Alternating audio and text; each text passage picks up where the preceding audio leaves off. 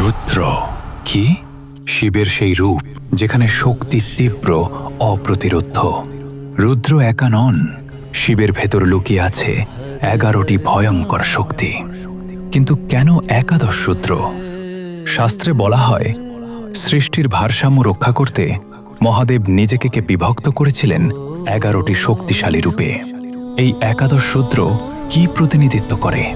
প্রকৃতির বিভিন্ন শক্তি, ক্রোধ, ধ্বংস, রক্ষা, সময়, বায়ু, প্রাণশক্তি। তারা শুধু ধ্বংস করে না, তারা নিয়ন্ত্রণ করে, শুদ্ধ করে, রক্ষা করে। কোথায় আছে এই রুদ্রশক্তি? শুধু দেবলোকে নয়, প্রতিটি মানুষের মধ্যেই লুকিয়ে আছে।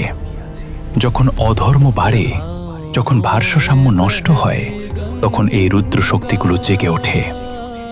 যখন আমরা নিজের ভেতরের অহংকার, ক্রোধ, ভয়কে জয় করি, তখনই জাগ্রত হয় একাদশ রুদ্র।